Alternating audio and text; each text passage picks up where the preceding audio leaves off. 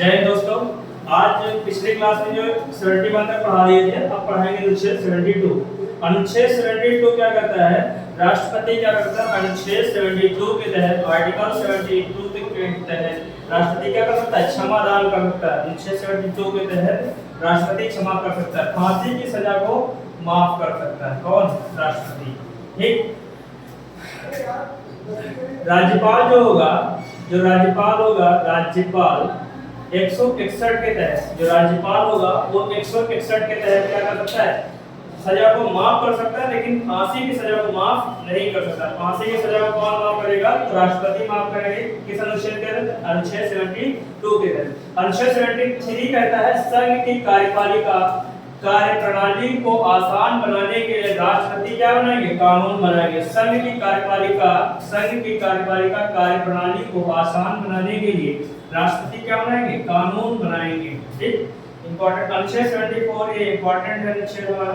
राष्ट्रपति को सलाह देने के लिए क्या होगी? एक मंत्री परिषद होगी। राष्ट्रपति को सलाह देने के लिए एक मंत्री परिषद होगी। ये कौन सा अनुच्छेद होता है? अनुच्छेद 74 होता है। 74 कहता है राष्ट्रपति को सलाह देने के लिए एक मंत्री परिषद होगी। अनुच्छेद 75 कहता है मंत्रियों के बारे में अन्य उपबंध। अनुच्छेद 75 कहता है मंत्रियों के बारे में अन्य उपबंध। प्रधानमंत्री की नियुक्ति, अनुच्छेद 75 कहता है प्रधानमंत्री की नियुक्ति राष्ट्रपति करेंगे।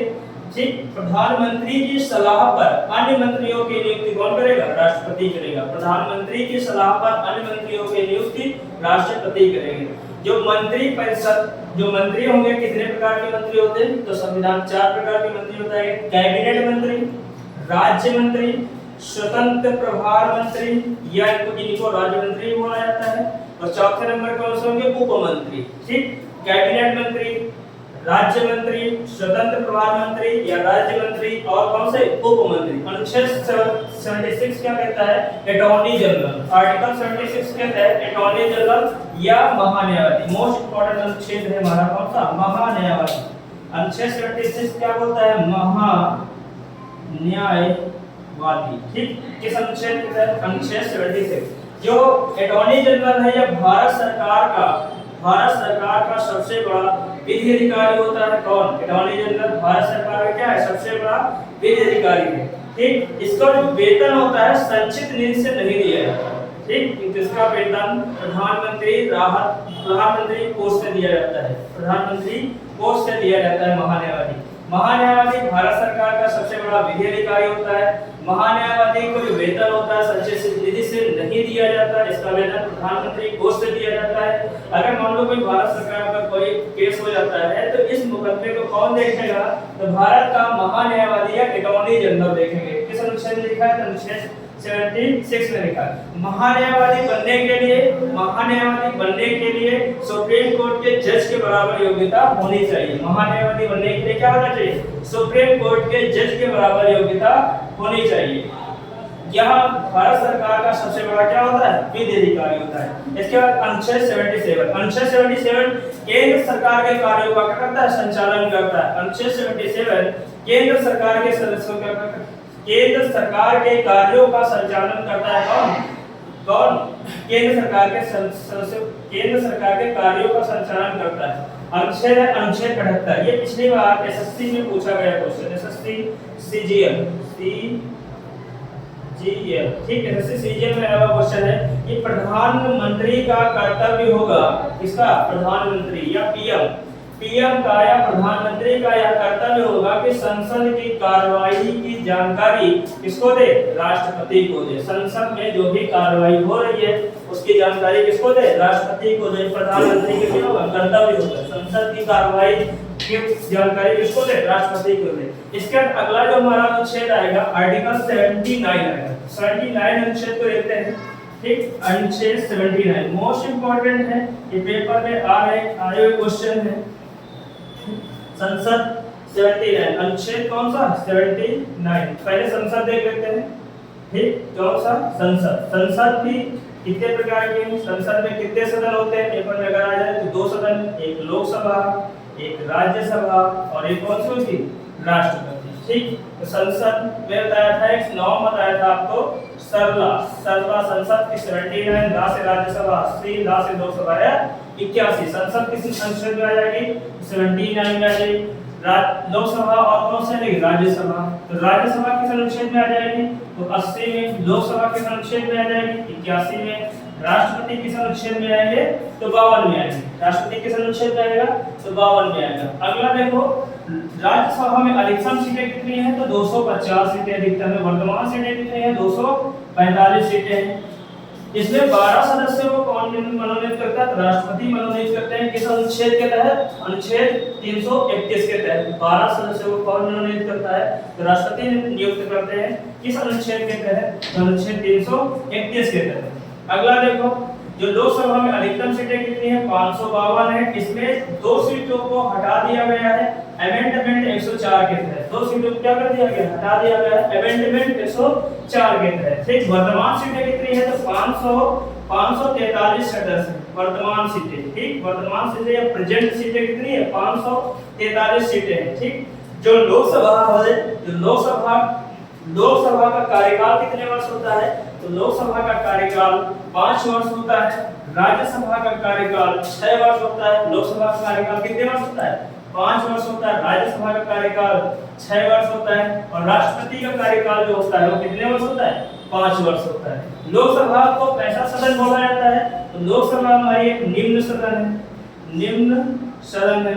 ठीक, राज्यसभा कैसा सदन है तो राज्यसभा उच्च सदन है।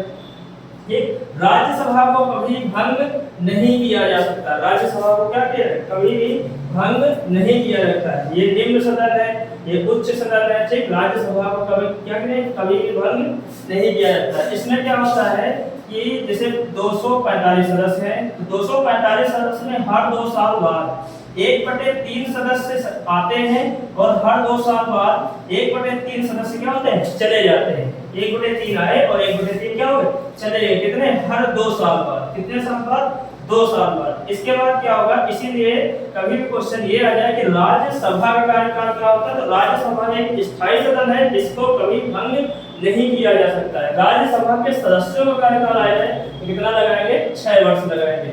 ठीक है, राज्यसभा के सदस्यों का कार्यकाल कितने वर्ष होता है 6 वर्ष होता है। ठीक, सरला नाम याद रखेंगे, सरला में संसद 79 में, ला से राज्यसभा 80 में, ला से लोकसभा 81 में, राष्ट्रपति किस अनुच्छेद में आएगा तो 52 में आएगा। ठीक, इसके बाद अगला जो अनुच्छेद है हमारा जो बहुत बार पेपर में पूछा गया अनुच्छेद 85 का, अनुच्छेद 85 को समझिए। आर्टिकल या अनुच्छेद 85 या इंग्लिश में बोले तो इसको बोलते हैं आर्टिकल। ठीक, अनुच्छेद 85 में बोला गया सत्र अवसान विघटन। ठीक, सत्रावसान और विघटन, इसका मतलब समझिए क्या होता है सत्रावसान और विघटन। ठीक, संविधान में जो सत्र होते हैं 3 प्रकार के होते हैं। कौन कौन से सत्र होते हैं, एक बजट सत्र होता है, बजट सत्र, मानसून सत्र और तीसरा होता है शीतकालीन सत्र। ये सबसे बड़ा होता है, सबसे बड़ा होता है। ये कैसा होगा सबसे छोटा होता है। बजट सत्र क्या होगा सबसे बड़ा होता है, शीतकालीन सत्र क्या होगा सबसे छोटा होता है। ठीक, तो बजट जो सत्र की व्याख्या की गई कितने प्रकार के बजट होते हैं तो बजट 3 प्रकार के होते हैं। ये सत्र कितने प्रकार के 3 प्रकार के होते हैं, बजट सत्र, मानसून सत्र और शीतकालीन सत्र। इसके बाद होता है अगली जो परिभाषा देखिए सत्रावसान। इस सत्रावसान का मतलब समझिए क्या होता है, सत्रावसान का मतलब क्या होता है बुलाना। ठीक, जैसे लोकसभा है, जैसे हमारी क्या है संसद है। ठीक, क्या है संसद है, संसद में लोकसभा होगी, राज्यसभा होगी और राष्ट्रपति होगी। अगर कोई कानून है बनाया जा रहा है और यहाँ से मान लो राज्यसभा नहीं पारित करती है तो क्या होगा, उस स्थिति में क्या करेंगे, इसको बुलाया जाएगा। ठीक, उसको क्या होता है बुलाना। ठीक, सत्रावसान। विघटन का मतलब क्या होता है, विघटन का मतलब ये होता है कि जैसे अभी जो 2024 में क्या होंगे चुनाव होंगे। ठीक, विघटन का मतलब समझिए क्या होता है, विघटन का मतलब ये होता है कि अभी 2024 में जैसे चुनाव होंगे ठीक, सीटें कितने हैं लोकसभा में? तो लगभग 543 सीटें, 50% प्लस 1 इतने का कोरम होना चाहिए, तभी आप क्या बन पाओ, तभी आपकी सरकार बनेगी। तो इतने का कोरम मतलब 50% मान के चलते 250, तब इसका 50 हो गया, मतलब 250, मतलब 273 सीटें, कम से कम कितनी सीटें होनी चाहिए? 273 सीटें होनी चाहिए। कितनी सीटें होनी चाहिए? 273 सीटें होनी चाहिए। ठीक, मान लिया कोई भी सरकार है 273 सीटें से ज्यादा लेके आ जाएगी, मान लो बीजेपी क्या होगी 273 सीट से क्या होगी, ज्यादा लेके आ गई, तो क्या होगी, उसकी पूर्ण बहुमत से सरकार बन जाएगी। माना अगर इसकी सीटें मतलब पूरी सीटें नहीं लेके आती, माना ये कितनी सीट लेके आती है, माना 250 सीट लेके आती है, बीजेपी कितनी सीट लेके आती है? 250। तो अब इसको सीटें कितनी चाहिए? सीटें इसको चाहिए, इससे घटा देते हैं, 3 आ जाएगा, 7 में 5 जाएगा 2। ठीक, 23 सीटें और चाहिए। ठीक, कितनी सीटें चाहिए? 273, 250, इधर घटाया 3, इधर घटाया 2, 23 सीटें और चाहिए। तो अब इस 23 सीट को क्या करना है? लाना है। तो इस 23 सीट को किसी पार्टी से ले देती, मान लो कोई अलग पार्टी से क्या करती है, 23 सीटें ले लेते हैं। माना हमने आम आदमी पार्टी से क्या कर दिया, 23 सीटें ले ली।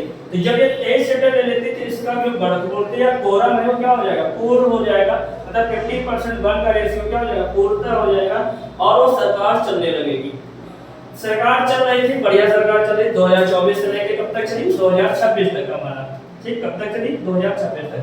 लेकिन आगे चल के क्या हुआ कि ये जो कोरम था, इन लोगों ने क्या कर दिया, इस बहुमत को नहीं, मतलब हटा दिया, इस बहुमत को क्या कर दिया? हटा दिया। तो अब क्या होगी? सरकार गिर जाएगी, या फिर इतने का रेशियो होना चाहिए।